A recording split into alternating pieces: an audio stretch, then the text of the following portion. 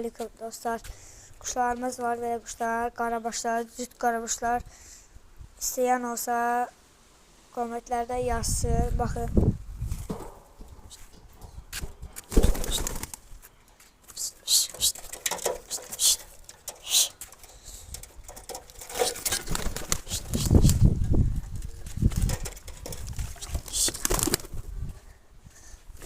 Yani balamız da var ve bu kuşlar satılır dostlar.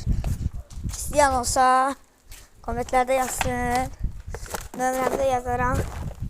Yazan geliyor. Danışarıq.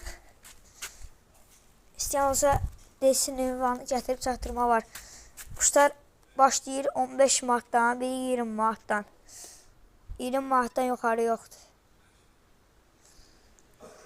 Hansını istəsəniz. Kuşa baxır da 20 manata, 25 manata da yoxdur. Hansı 20 manatdır.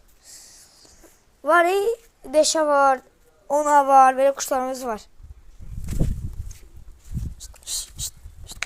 Yani kızgın erkeğim var dostlar. Bakın. Kızgın erkeği değil. Hop. Hop. Hop.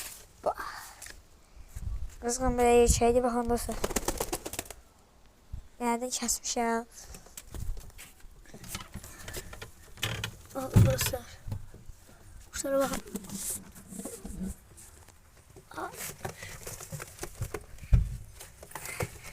Çıkın dostlar. Ya bağlayayım. Bakın dostlar. Bağlayayım.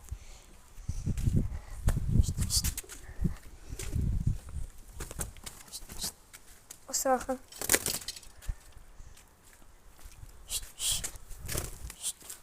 Karabaş. Bakın bunlara bakın. Karabaştı orada. Bu da karabaştı.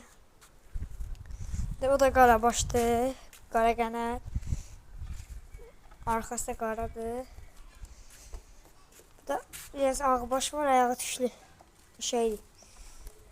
Bu da qara başlı, ayağı tüşlüdür də. Qəşəng quşlardır bunlar hamısı. İstəyən olsa kommentdə yazsın.